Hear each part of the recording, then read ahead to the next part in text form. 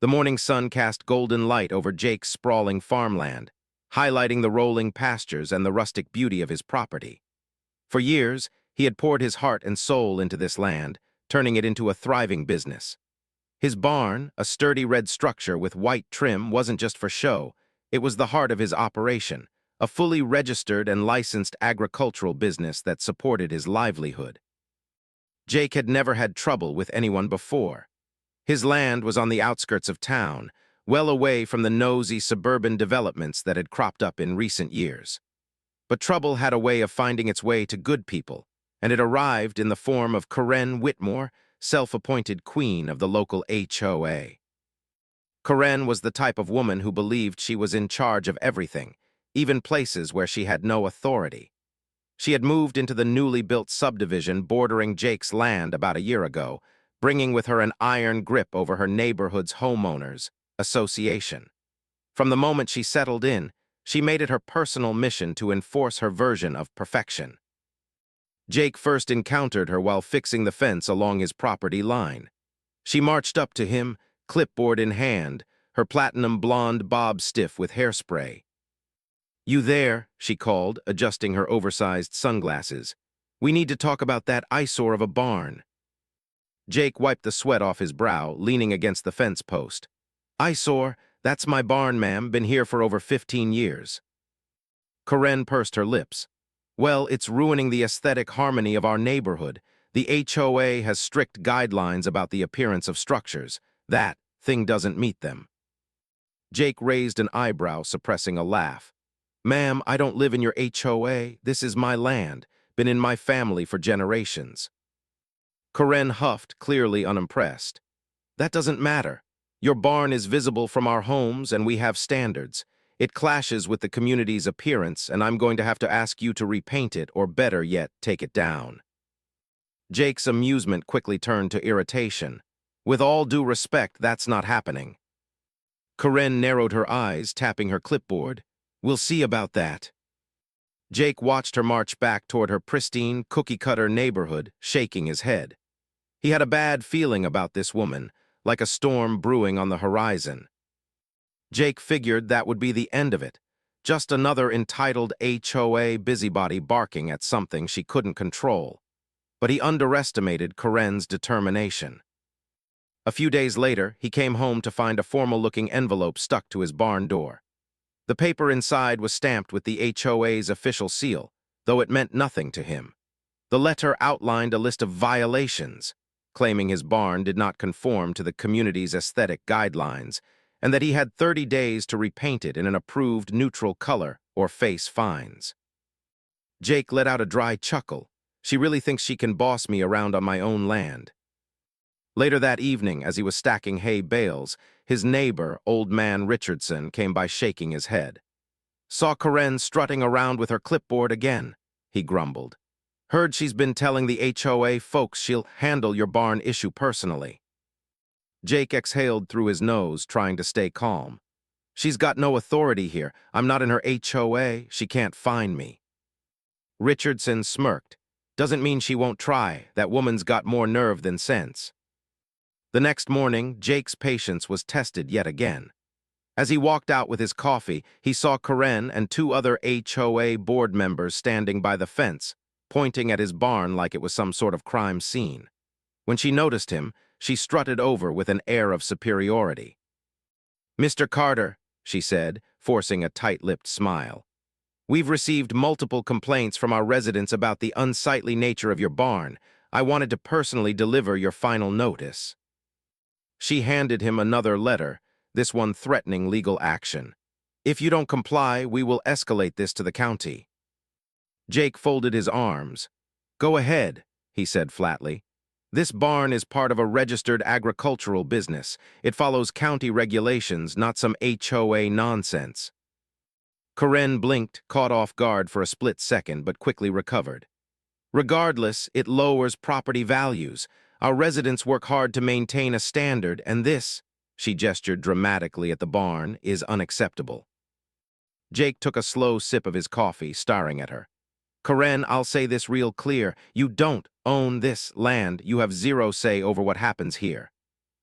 Corinne's face twitched with frustration, but she forced another fake smile. "We'll see about that." She turned sharply on her heel and stomped away, her HOA minions trailing behind. Jake sighed, watching her go. He had a feeling this was far from over. Jake hoped that was the last of it, but Corinne wasn't the type to back down. A week later, he woke up to an unwelcome surprise. His barn had been vandalized. Someone had splattered white paint across the front, sloppily attempting to make it look like it was under renovation. The words "Fix this eyesore" were scrawled in giant letters across the side. Jake clenched his jaw, his hands balling into fists. He knew exactly who was behind this. Corinne probably didn't do it herself, but she had stirred up enough trouble that some overzealous HOA follower had taken it upon themselves to fix the problem. He stormed over to the property line, spotting Corinne pruning her perfect hedges like she had nothing better to do. "Corinne," he called, his voice sharp. She turned, feigning surprise. "Oh, Mr. Carter," she said sweetly, "something wrong." "You know damn well something's wrong," Jake shot back. "Someone vandalized my barn, and I have a pretty good idea where they got the idea." Corinne pressed a hand to her chest in mock shock. "Vandalized? Oh dear, but well." She tilted her head, barely hiding her smirk. "Maybe this is a sign that change is needed. Clearly, people are unhappy with that dreadful structure." Jake took a slow, deep breath, reining in his temper. "Let me make this clear, Corinne. This barn is my property. It's also a registered business. You and your little HOA have no authority here." Corinne's smirk faltered. "Business." "That's right," Jake said, crossing his arms. "Fully licensed and protected under county and state law. You messing with it, that's harassment, and if I find out who vandalized it, they're facing criminal charges." Corinne's confident posture wavered for just a moment, but she recovered quickly. "Well, regardless, we'll be filing a formal complaint with the county about the disruption your property causes to the neighborhood." Jake scoffed. "Good luck with that." He turned on his heel and walked back to his barn, already forming a plan in his mind. If Corinne wanted to play games, he was about to teach her a lesson she wouldn't forget. Jake wasn't the type to roll over and let someone like Corinne push him around. If she wanted a fight, he'd give her one, but on his terms. The first step was gathering proof. He installed security cameras around the barn, making sure every angle was covered. He also went straight to the county office to confirm, on paper, that his business was protected under agricultural zoning laws. The more ammunition he had, the better. A few days later, as expected, a county inspector showed up at Jake's property. The man, a middle-aged guy named Tom, greeted Jake with a friendly nod. "Got a complaint about a non-compliant structure interfering with the local HOA's aesthetic guidelines," Tom said, reading off his clipboard. He glanced up at the barn and chuckled. "But from what I see, this is a fully registered agricultural building. Seems like a waste of time to even be here." Jake smirked. "That's exactly what I told them." Tom shook his head. "These HOA types think they run everything. Don't worry, I'll file the report stating your barn is perfectly legal and they have no jurisdiction." Jake nodded in appreciation. "Much obliged." Later that evening, he saw Corinne strutting toward the fence again, her face smug. Before she could even speak, Jake held up a copy of the county's report. "Nice try, Corinne. Officially confirmed, your HOA has zero say over my barn." Corinne snatched the paper from his hand, scanning it quickly, her lips thinned. "This isn't over." Jake just grinned. "Oh, I know, that's why I'm about to have some fun with it." He had spent enough time playing defense. Now it was time to hit back, with a plan that would turn Corinne's world upside down. Jake spent the next few days meticulously setting his plan into motion. He knew Corinne was obsessed with appearances, so he was going to make sure she got a real spectacle, one that would drive her absolutely insane, all while staying perfectly legal. First, he made a few calls to some friends in the community, local farmers, ranchers, and vendors who all supported his business. Then, he filed some paperwork with the county to expand his agricultural operation, just enough to ensure Corinne couldn't pull any more tricks. The real fun began when he put up a massive new sign right by the fence, separating his farm from the HOA neighborhood. The bold, professionally painted letters read, "Carter's Farm and Feed, now open to the public." To top it off, he added a bright banner beneath it, "Petting Zoo, Fresh Produce and Weekend Farmers Market." Within hours, Karen was at the fence, her face twisted in horror. "What is this?" she shrieked, pointing at the sign.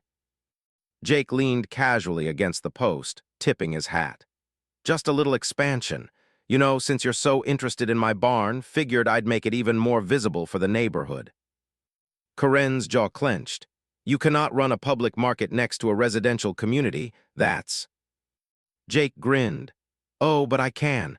It's all within agricultural zoning regulations. County already approved it. And guess what? Since it's a registered business, that means more traffic, more visitors, and more sights and sounds for your HOA to enjoy." Karen sputtered, her face turning red. "This is unacceptable. I will have this shut down." Jake laughed. "You go right ahead and try." He had a feeling she was about to lose her mind. And the best part, the real chaos hadn't even started yet. Jake's plan unfolded beautifully. By the weekend, his farm had transformed into a lively hub of activity. Local vendors set up stalls selling fresh vegetables, homemade jams, and handcrafted goods. Families arrived with their kids, eager to visit the petting zoo, where goats, sheep, and even a friendly old donkey entertained the little ones. The aroma of grilled corn and fresh-baked pies filled the air. And all of it was right next to Karen's pristine HOA neighborhood. The real kicker? Jake made sure to place the petting zoo as close to the property line as possible.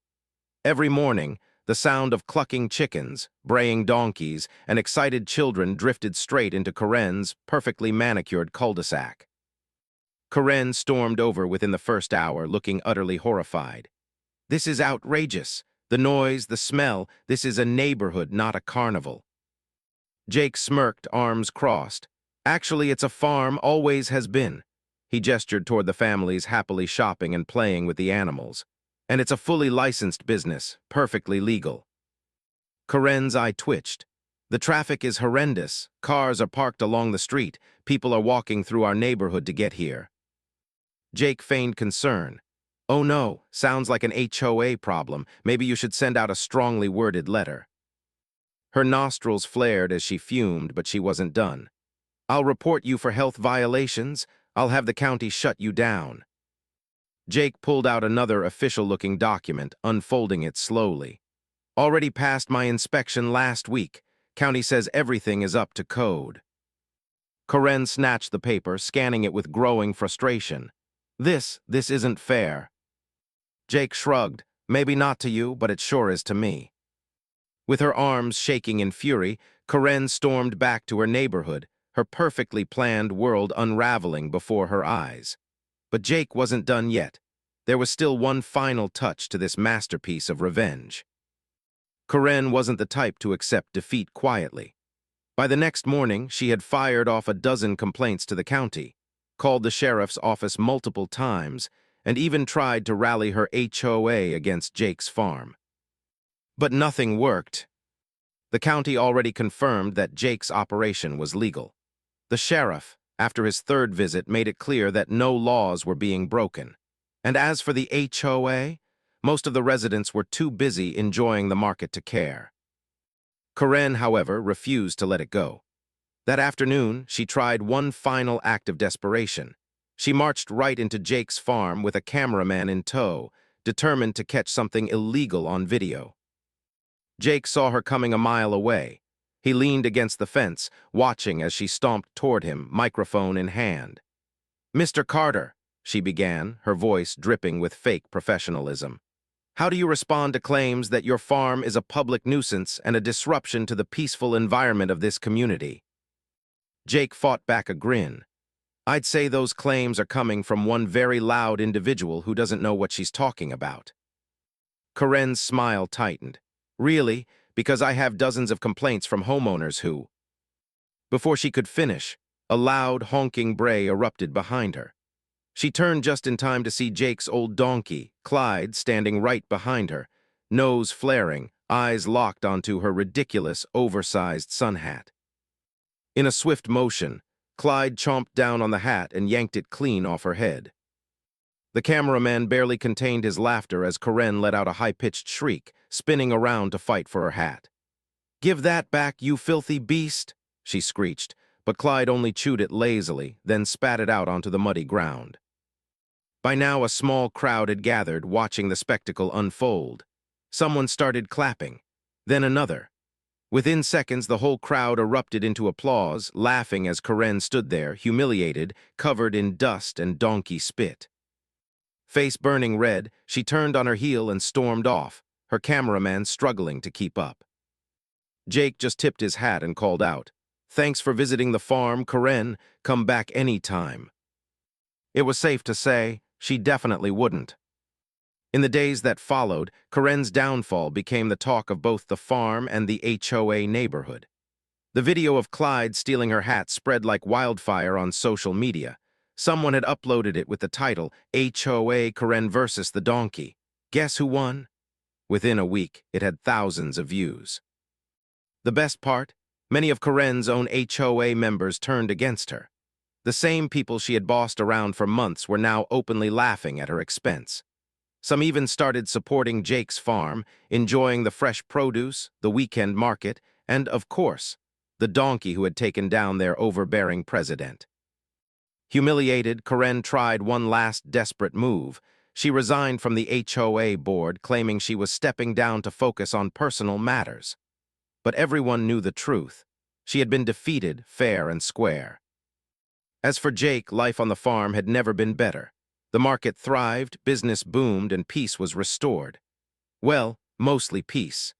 Every now and then, Clyde would let out an obnoxiously loud bray, and Jake liked to think the old donkey was laughing right along with him.